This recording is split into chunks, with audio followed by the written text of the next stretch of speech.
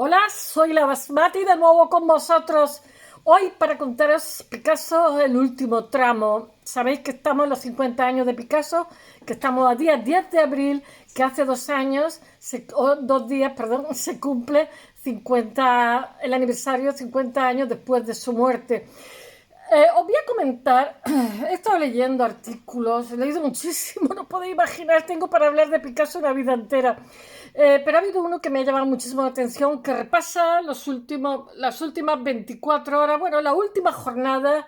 Él vivió hasta el último momento y tuvo una muerte veloz, o sea, en cuestión de minutos murió y fue maravilloso porque él odiaba estar enfermo y que no hubiera podido trabajar, como lo dice. Os voy a contar unas cuantas anécdotas, algunas las he contado ya y otras voy a hacer un resumen de los periódicos de cómo se hizo con España a pesar del franquismo, a pesar de las cortes franquistas. Aquí en España a Picasso se le percibía, con independencia de lo famoso que pudiera ser, se le percibía muy español. Es que era muy español y muy bestiazo. Él detestaba a los gays, decía que no podía ser estamos en un periodo de inclusión. Entonces todo eso se ve en Nueva York. Se han hecho exposiciones, pero ahora está a punto, bueno, no, se van a hacer ahora, pero ahora está a punto de no ser convocada por su machismo, por su rechazo a la homosexualidad, etcétera, etcétera. Bueno, pero con independencia de esto, Picasso es una persona que se carga la pintura, por decirlo de alguna forma. Así lo ha hecho. No le he querido poner un suplemento en el español. Bonet, que es maravilloso, hijo de Bonet, también maravilloso. Que no lo conozca, bueno, pues es un autor que lo recomiendo, es un clásico. Y entonces, precisamente, ha hecho como un suplemento donde recoge el Picasso preocupado por la ciencia, el Picasso solidario, el Picasso malvado con las mujeres, etcétera. Y lo recomiendo también. No he querido reflejarlo aquí he querido reflejar más bien la última jornada de su vida, que lo estoy resumiendo aquí, que es cuando os conté ayer que el día anterior está con su jardinero que le está enseñando porque estamos en primavera. Me recuerda los primeros versos de Canterbury Tales on April. Algún día me lo sé de memoria, en inglés alemán casi, que era inglés medio, no era inglés actual. Y son los primeros brotes, ¿no? Y le enseña las anémonas, le enseña los pensamientos y él está feliz como una perdiz. También tiene invitado esa noche. Él se acuesta a las 3 de la mañana, más tarde. Estaba con 93 años. Mirad qué bruto que era trabajando. Y se solía levantar a las 11. Yo creo que no hay ningún artista que madrugue. Eso da muy mala prensa, porque como estamos en un país de labradores todavía con tradiciones de labradores, o sea, si te levantas a las 6 de la mañana, aunque no hagas nada, eres muy trabajador, o por lo menos vende esa imagen. Lo digo porque a mí me encanta dormir hasta tarde. No lo hago porque me encanta la mañana también, pero da también como muy... O sea, en España ser trabajador es ponerse un saco de 40 kilos a la espalda. Si trabajas intelectualmente no pegas ni golpe, porque como no mueves las manos... Pero en fin, de un día hablaremos de eso. Picasso, la última jornada... Por la noche cena con amigos, le encantaba comer chocolate, le encantaba beber, y entonces él recibe a su amistad. Él llevaba semanas, llevaba 10 años prácticamente sin salir de casa, una casa de 35 habitaciones, Notre-Dame-les-Bains de Mougins, en Francia. Y después tiene un periodista, estos son testimonios de diferentes periódicos, y después os voy a poner también, que mis gatillos se están peleando. Os voy a poner también los periódicos españoles, cómo se hacen eco, lo sintieron de verdad, y en España se sintió de verdad, porque España es muy futbolera, y entonces cuando murió nadie habló de fútbol, hablaron de Picasso.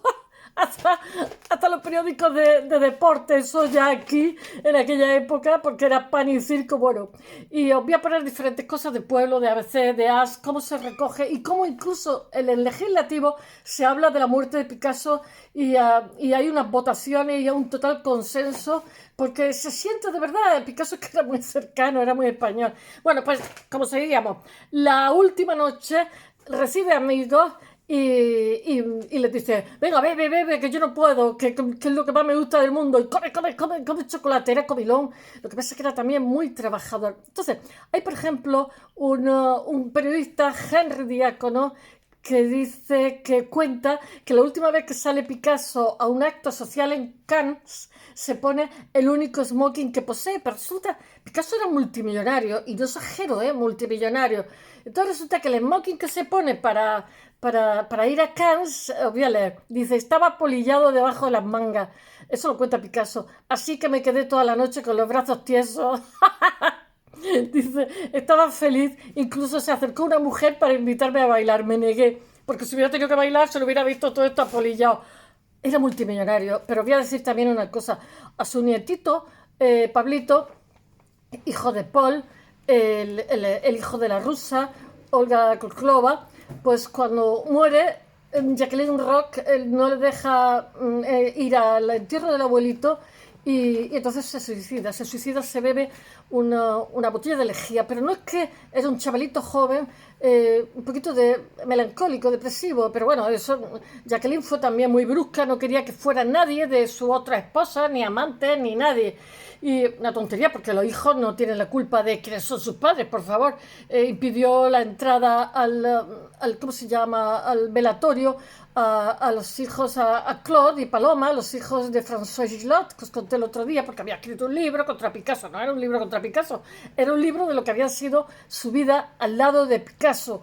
Y bueno, este Pablito, resulta que el abuelo era multimillonario, entonces Pablito lo cuidó su hermana Marina, porque no se murió de pronto, sino se tiró 3 o 4 meses agonizando hasta morirse por haber bebido lejía, porque Jacqueline Rock no le dejó entrar al velatorio de su abuelo. De aquí de España, ahora os lo contaré, había un señor, me parece que era el director y el productor, o el director y su ayudante, malagueños, que estaban haciendo un documental sobre la infancia de Picasso, y de pronto, ahora lo leo, pues le sobrevino la muerte de Picasso. Dijeron, ¿qué hacemos? Pues nos vamos.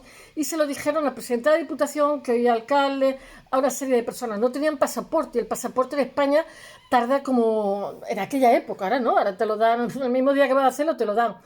Tardaron como un mes, ¿no? Entonces lo que hicieron las autoridades fue, en cuestión de horas, facilitar el pasaporte a los dos y mandarlos a Niza, haciendo transbordo de Málaga a Madrid, Madrid-Barcelona, Barcelona-Niza, algo así. Dice que se subieron más aviones que un tonto, pero no sé si era sábado o domingo, no les dio tiempo a comprar flores, a Picasso le chiflaba la rosa roja.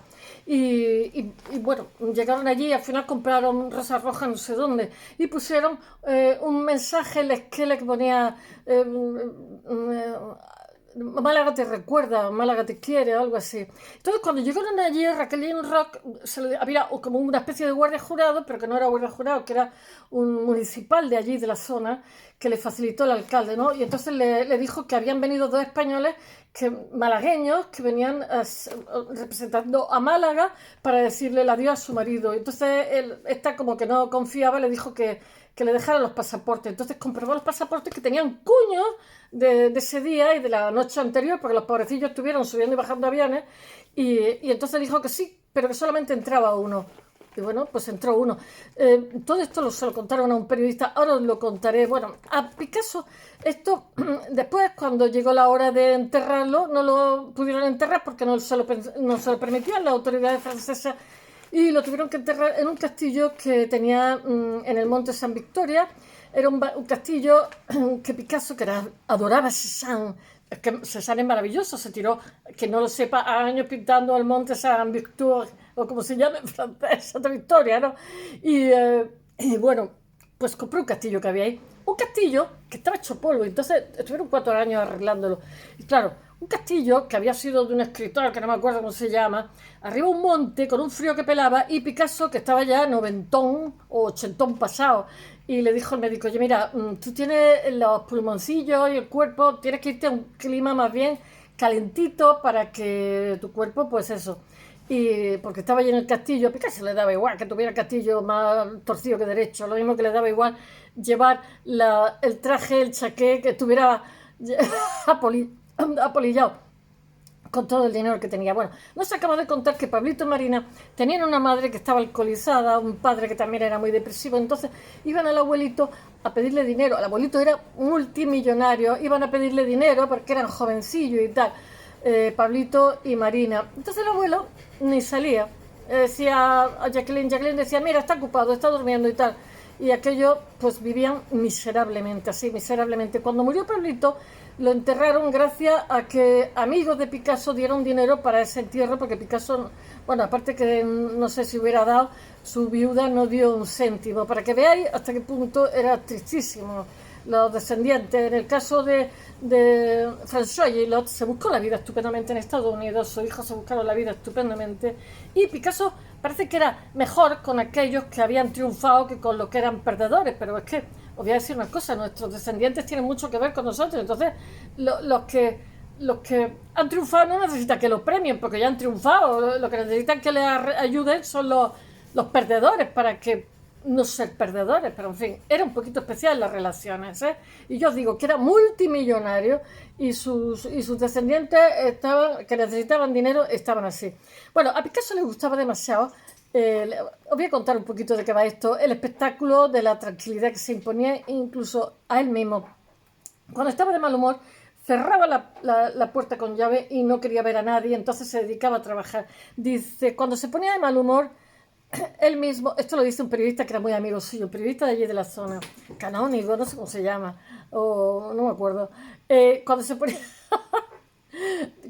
no, tiene otro nombre, diácono, tiene un nombre así.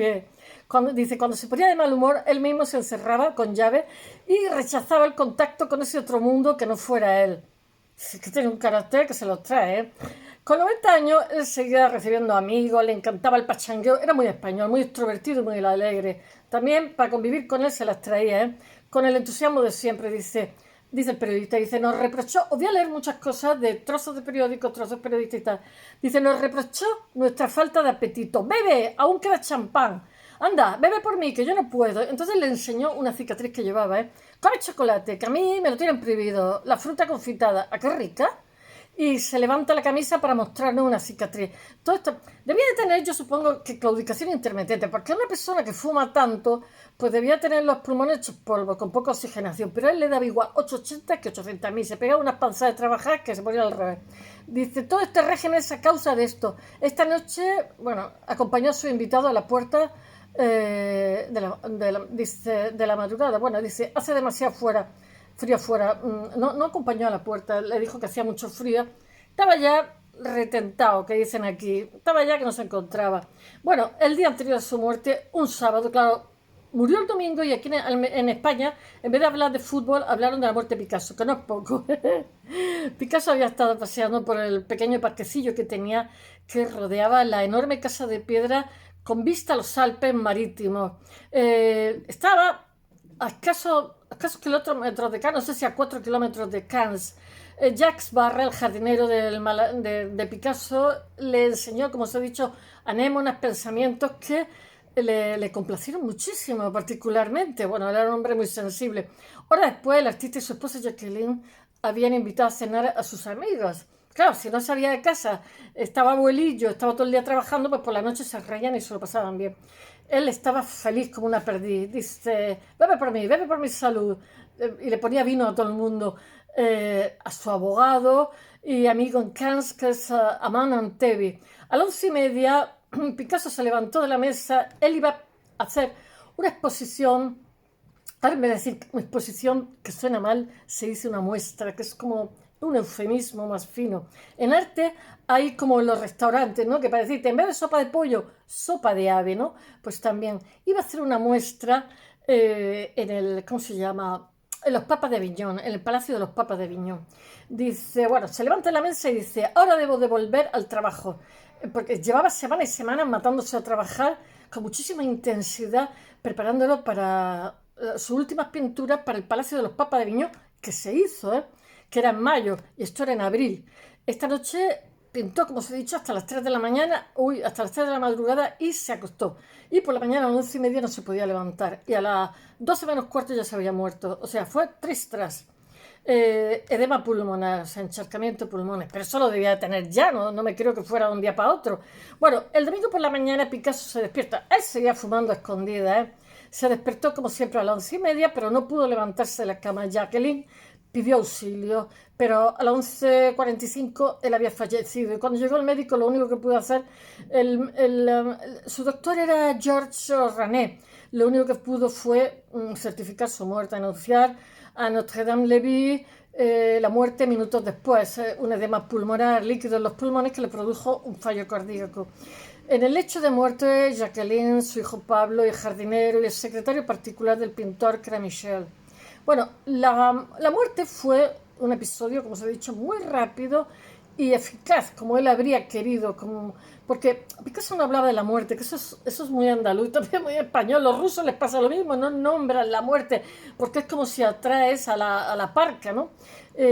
Cuentan que recordaba a los amigos fallecidos siempre mencionándolo en presente, pero él decía que no le tenía miedo a la muerte, lo he contado, dice, no me asusta la muerte, lo que tengo miedo es de enfermarme y no poder trabajar, eso es tiempo perdido, le daba horror estar encamado, yo creo que a todo el mundo, ¿eh?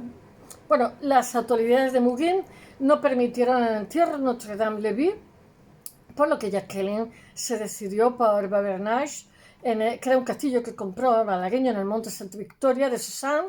Como objeto Cézanne pintó un día, otro día el Monte Saint-Victor, o como se diga en francés, Saint-Victor.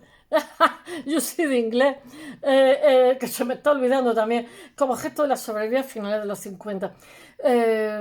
Bueno, ya sabéis que la obra de Cézanne, la montaña de Saint-Victor, ¿no? En la Provence.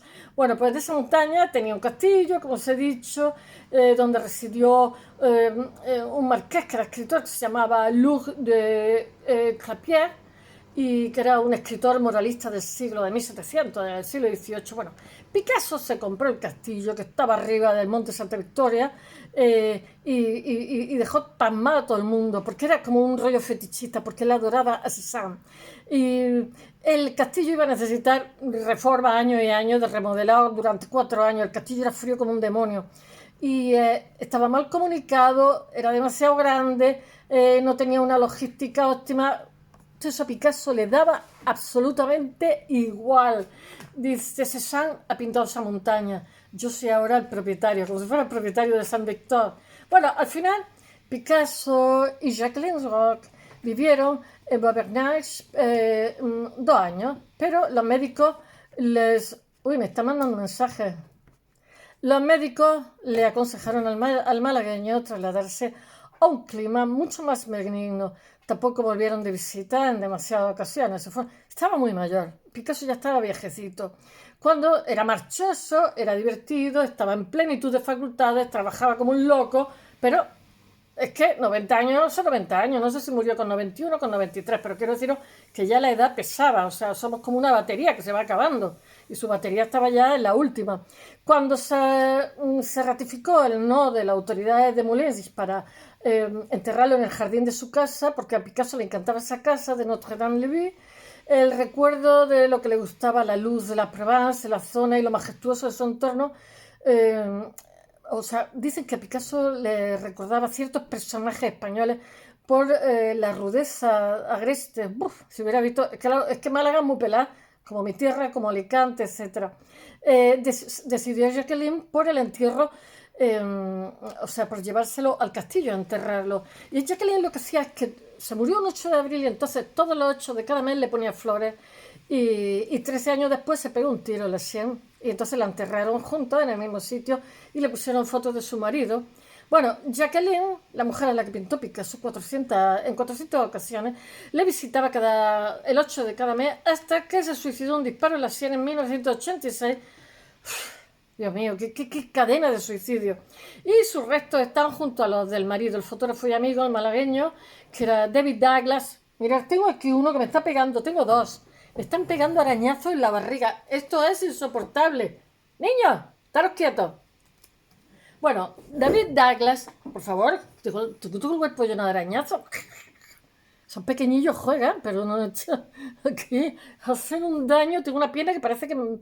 Bueno, David Douglas echó fotografía, metió en el ataúd de ella una de las fotos de Picasso para que descansaran juntos. Bueno, el adiós de Picasso fue un galimatías, como la boda de Lola Flores, de Lolita Flores. si, si es que, ¿cómo es? Si me queréis ir como no sé, que era, porque vino gente de todos sitios, era multimillonaria, aparte de todo, era una persona muy trabajadora. Yo no sé hasta qué punto era un genio, fue una persona que innovó muchísimo, se cargó la pintura, agotó todas las fórmulas. Bueno, había gendarmes curiosos arremolinados en torno a las puertas de su residencia en Mourins. Todos querían entrar, pocos podían. Rock, la mujer, Jacqueline Rock, había prohibido el acceso y que se acercara allí herederos, expareja, amantes, rollo, hijos, en especial François Gillot y sus hijos Paloma y Claude, que sí que fueron y no los dejó entrar, Paloma y Claude, ya eran más mayorcitos. Bueno, Gillot escribió las memorias de vida con Picasso, que fueron escandalosas en Francia, no le permitieron trabajar en Francia, lo dije, se cayó del cartel, nadie quería, era como, Picasso tenía un poder en Francia increíble, tampoco era, o sea, contó una esposa que estaba hablando de un ser humano que, en fin, que era poco aconsejable en su trato con las mujeres. Bueno, entonces Jacqueline Rock se lo tomó como una publicación que trató de aniquilar a su marido, etcétera, etcétera, y entonces lo último que podía permitir es que su hijo viniera. Y ella lo que hizo, los hijos de Jacqueline o François Gillot no estaban reconocidos. Entonces ella lo que pagó con ese libro fue luchar en los tribunales para que fueran reconocidos como herederos legales de Picasso. Gillot y Picasso nunca se habían casado. Y entonces lo cierto es que Jacqueline llevaba años preservando la intimidad de su marido, ya muy viejuno, muy avejentado. Periodistas del mundo entero estaban ahí rondando constantemente a la casa de Primicia, porque como estaba tan viejito, estaban esperando que se murieran en cualquier momento. Se cuenta que en una ocasión, ya lo he dicho, en un descuido, el pintor cogió una llamada telefónica y entonces se trataba de un periodista alemán que preguntaba directamente si Picasso ya había muerto, y el artista dijo: ¿está usted hablando con el cadáver?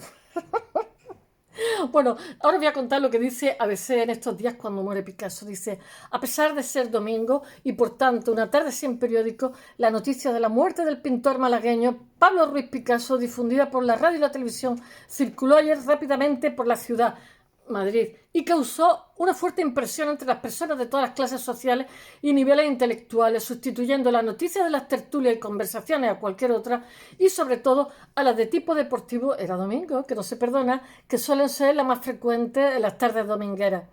Dos malagueños, sí, pudieron entrar, como os he contado, al entierro de Picasso, que eran Miguel Alcobendas y Francisco G. de Villarejo. Lo recordó Guillermo Esmerdú, que era en su artículo de La Opinión de Málaga. Alcobendas, cineasta y director de la Sala de Exposiciones de Diputación de Málaga y de su revista Jávega, estaba haciendo una película sobre la infancia de Picasso en Málaga. Cuando se enteró, es muy curioso porque todo el mundo reivindica. Los franceses dicen que Picasso es francés, los catalanes que es catalán y los malagueños que es de Málaga. Yo creo que era muy andaluz, queridos catalanes. Se hubiera quedado en Cataluña si vuestra burguesía no se hubiera agarrado al modernismo, porque todos los que fueron a Cataluña, efectivamente Cataluña era muchísimo más dinámica, entraban más ideas de Europa y tal, pero los que podían pagar a estos chicos que empezaban en la burguesía, y la burguesía no quería otra cosa que modernismo. Se habían quedado ahí encallados. Y entonces pues tuvieron que emigrar a París, sí o sí, porque a esta gente no le apetecía nada desarraigarse. Entonces, bueno, sí, los expatriates sí, cuando era jovencito, los amigos y tal, pero se tuvieron que pirar todos, del primero al último, desde Miro, yo qué sé, Juan Guerrero, todo el mundo se tuvo que, estaban en Barcelona y se tuvieron que ir a París. Bueno, cuando se enteró de la muerte, llamó por teléfono a su amigo y colaborador, y eran las 10 de la noche, del día 8 de abril, le dijo: Picasso ha muerto, ¿qué hacemos? La respuesta de Ojeda fue: lo único que podemos hacer es presentarnos allí. Pensat y fet en catalán. Bueno, no resultó fácil porque la operación de viaje y presencia en Bobernat, pues de los dos boquerones, que a los malagueños les llamamos boquerones, porque es la zona que se pesca boquerones. En mi tierra también se pescan boquerones, pero nosotros llaman legañosos, porque somos, ¿cómo se dice?, del desierto, siempre tenemos los ojos con legaña. Bueno, la persona que hizo posible el desplazamiento y el pasaporte fue el presidente de la Diputación de Málaga, que soy alcalde, que es Francisco de la Torre, y les ayudó a renovar el pasaporte que estaba caducado en Alcobendas en cuestión de minutos, y la adquisición de unos billetes de avión que para un español medio hacer tanto viaje en avión es carito. Málaga-Madrid, Madrid-Barcelona, Barcelona-Niza. Porque la casita de Picasso, la casita de 35 habitaciones, estaba en Cannes, que está al lado. La Costa Azul está muy pegadito uno de otro. Bueno, 10 horas después, Niza y todos estos sitios son ciudades, no os creáis que son pueblos, eran pueblos en origen por los pesqueros y después se pusieron de moda entre los ingleses y aquellos son ciudadazas. Quien haya ido a Italia en coche, pues sabe que tiene 20 millas, no sé cuánto, tiene 50.000 ciudades. Bueno, 20 millas me parece que es la primera italiana. Bueno, pero tienes que atravesar toda esa zona que son una ciudad con otra. Bueno, que está así de gente. Yo no le veo el chiste a estar ahí todo amogollonado. Bueno, 10 horas después de la muerte, los dos malagueños, los dos boquerones, iniciaron el viaje y no pudieron llevar consigo un ramo de rosas, como os he dicho, que era la flor favorita de Picasso, porque los kioscos de la Alameda estaban cerrados. En Madrid estaba cerrado, en Barcelona no pudieron cumplir con el deseo de llevar flores de Málaga o España para depositarlas en la tumba del pintor. Pero al final las compraron en Cannes, que les costaría la torta un pan porque es carísima la Costa Azul, con un lazo sobre el cual se podía leer, pues, Málaga a Pablo Picasso. ¡Qué bonito! Cuando llegaron al lugar tropezaron con una auténtica barrera de gendarmes que impedía el paso, incluso amigos íntimos del fallecido, como el alcalde de Vallauris. Paco Ojeda escribió sobre lo sucedido entonces, dice, volví a contar cosas de los periódicos, dice, Miguel explicó al que parecía ser el jefe que habíamos llegado de Málaga con la única intención de llevarle una rosa a su ciudad natal y que solo pretendíamos, compraron en Cannes, pero bueno, iban con ese rollo, y que solo pretendíamos que su viuda tuviera conocimiento de nuestra llegada. El gendarme volvió minutos después para pedirnos los pasaportes que demostraran nuestra llegada desde Málaga el día anterior. Cuando regresó nos comunicó que excepcionalmente aceptaba las rosas, pero que solo uno de nosotros podía entrar en el recinto. Las únicas flores que entraron en el interior fueron las que Miguel llevaba. Jacqueline aceptó la presencia de Málaga en un momento en que llegaban ramos de flores de distintas partes del mundo. Estas fueron las únicas flores que pudieron depositarse sobre la tumba de Pablo Ruiz Picasso. La Jacqueline también un pedazo loca, que para qué. Bueno, la negativa de Jacqueline Roch a que otros familiares se acercaran al difunto Picasso durante el velatorio y el entierro dejó una honda impresión, como os he dicho, sobre Pablito, el nieto, uno de los nietos, hijo de Paul, el hijo de Olga Koklova, el primogénito, que lo trató siempre fatal, lo puso de chofer cuando era multimillonario, en vez de ayudarle a que tuviera una profesión, enseñarle, etc. Entonces, este primogénito que tuvo con la bailarina Olga Koklova, al día siguiente de su fallecimiento del abuelo, se suicidó bebiéndose una botella de lejía. Un horror. Y estuvo agonizando un niño joven, 3 meses. Eso lo explica Pepita Dupont, que era periodista íntima de Jacqueline. Dice, Pablito era una persona atormentada, depresiva. Ya, estamos queriendo justificar la muerte de Pablito porque la Jacqueline fue una estúpida aquí para nosotros, porque era otra depresiva. Le provocó mucho dolor, no podía ver a su abuelo, pero esta no puede ser considerarse la raíz del suicidio. Pues a lo mejor sí.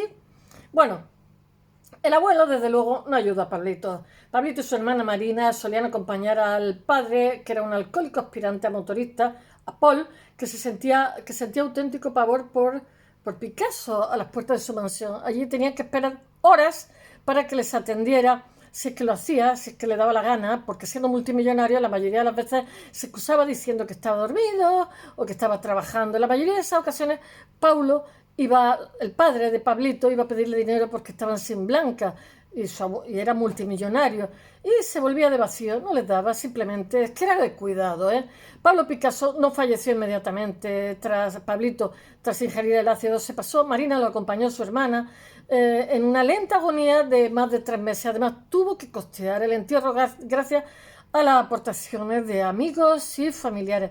Eran Picassos, pero eran pobres de solemnidad. Conocida es una frase de Mylène Lot, que era la madre de Marina y Pablito, que era conocida por sus problemas también psiquiátricos y con la bebida. Dice, ya veis, con toda su fortuna este cerdo, se refiere a Pablo Picasso, siempre nos tiene sin blanca. Pocas muertes de un individuo suponen la modificación de una ley de un país. Francia, cuando murió Picasso, modificó una ley. Ya veréis. Picasso no fue una muerte normal. Tras el fallecimiento del genio, el gobierno francés, astuto, cambió la ley del impuesto sobre sucesiones para permitir que los herederos del malagueño pagaran unos impuestos tremendos, adeudados por su patrimonio en obras de arte en lugar de dinero. Así que el Estado galo tomó 3.800 obras, que es lo que hoy conforman el núcleo del Museo Picasso. El resto lo dejó para los herederos, que son multimillonarios, esto hay que decirlo. Y los herederos se pusieron de acuerdo para no sacar a la venta muchos Picassos, porque eso hacía que oferta y demanda, que bajaran los precios. Entonces, cuando va a salir alguno a la venta, avisa a los otros. Pero es como una inversión, porque eso va aumentando dinero cada vez más. El mismo día del fallecimiento de Picasso se inició una aventura que continúa hoy, que es la de reivindicar la españolidad del genio, incluso desde el mismo franquismo que el artista siempre desdeñó. La tarde de la muerte, en las Cortes Españolas, el presidente de la Comisión de Industria dijo: Picasso no era amigo del régimen, todos lo sabemos, dice, pero fue un español que con sus maravillosos pinceles dio un brillo al nombre de su patria en el mundo del arte. España pierde un genio. Por eso me honro en proponer esta comisión que conste en acta el sincero dolor de tan terrible pérdida. Y fue un acuerdo unánime y costó en acta, ¿eh? Ojo, la prensa española echó el resto, tal y como señala Mateo Revilla Uceda. En la muerte de Picasso, dijo la prensa diaria española, los periódicos iniciaron la operación de rescate nacional, incidiendo en el viejo argumento del españolismo, haciendo hincapié en su genialidad y su potencia creadora, que eran en parte producto de la esencia española. Era muy español, desde luego, del espíritu de la raza. Por ejemplo, dice: Picasso fue el español por 4 costados. Eso lo dice el Ya. Se sabe, esto lo dice el Pueblo, se sabe que ya han sido infinitas las ocasiones en las que, con todo el talento que Francia sabe desplegar para estos casos, se había ofrecido a Picasso la ciudadanía francesa, pero él siempre se negó a ofrecer su firma. Y después, en Informaciones, dice: un hombre español sin más, pequeño de cuerpo, grande de esfuerzo, como corresponde al español por sangre. Aquí sangre, raza, son tremendos esta gente. Bueno, el diario Información dio en la diana al recuperar las palabras de Gómez de la Serna, que decía Gómez de la Serna, que es español, Picasso. No puede negarlo, pues el español es el primero que se cansa de las formas de arte. Eso es verdad también. Bueno, el New York Times al día siguiente dijo de la muerte de Picasso, dijo: proteico y prodigioso, la mayor fuerza individual en 70 años. Bueno, se desató una fiebre picassiana, yo creo que todavía dura, sin precedentes, que culminó con la histórica retrospectiva del MoMA de 1980. Él se había muerto en 1973, 1980. Automáticamente, cuando un artista muere, su obra muchas veces duplica su precio. También los escritores. El MoMA de 1980 le dedicó una retrospectiva por primera vez todas sus instalaciones a un solo artista, toda la instalación del MoMA, de arriba abajo. Entonces dijo el comisario William Browning, dice: no hay duda en el arte moderno que Picasso no haya inventado, practicado o al menos influido. Bueno, se ven pocas titulares ahora mismo en la prensa norteamericana estos días por el aniversario de la muerte de Pablo Ruiz Picasso. Y bueno, la controversia tiene una razón, porque la vida personal del artista le ha llevado al borde de la cancelación. Tampoco, es que la mentalidad actual, dice que hay que contextualizar. Bueno, pero la mentalidad actual de integración por parte de la gente que tiene diferentes géneros, la mentalidad actual por parte de las mujeres, de las nuevas generaciones femeninas, pues este señor, su vida privada desagrada mucho. Bueno, hay ciertas frases de Pablo Picasso como: soy una mujer, cada artista es una mujer y debe tener gusto por otras mujeres. Los artistas que son homosexuales no pueden ser verdaderos artistas. Mentira, yo tengo compañeros gays que son artistas y siguen siendo los maravillosos. No es cuestión de género, porque les gustan los hombres y como ellas mismas son mujeres, están volviendo a la normalidad. Bueno, esto le mantiene abiertas las puertas de la conversación en estos tiempos donde la inclusividad es un desafío primordial. Bueno, Jackie Bulchen lo resumió bien hace unos días en el Financial Times. Decía: Picasso fue un cronista visual, supremo de la irresponsabilidad, la violencia y la inestabilidad del siglo. Fue un reflejo de su tiempo. Es así, no se justifica, porque en su tiempo también había hombres buenos, incluso sobre los roles sexuales. Él es parte de nuestra historia. Cada generación tiene que negociar con él, mi lavadora. Como lo hacemos, nos hablan no solo de Picasso, sino de nosotros mismos. Es cierto, todos los artistas, eso lo decía Hegel, el arte es una reverberación de lo que hay en la sociedad en ese momento. Bueno, el valor de la herencia de Pablo Picasso es uno de los hombres más ricos del mundo, que en 1973 se calcula que tiene 50, 100 millones de dólares, no sé, hoy podría ser miles de dólares eso, de millones, ¿eh? El legado del malagueño incluye 2 villas en el sur de Francia, un castillo, 2 apartamentos en París y una gran colección de obras propias en las que llama cariñosamente los Picassos de Picasso y de otros maestros modernos. Tiene una colección que es de Renoir, Manet, Modiglian, Braque, Matisse. Tiene una colección gigantesca. Bueno, espero que os haya gustado y hasta mañana.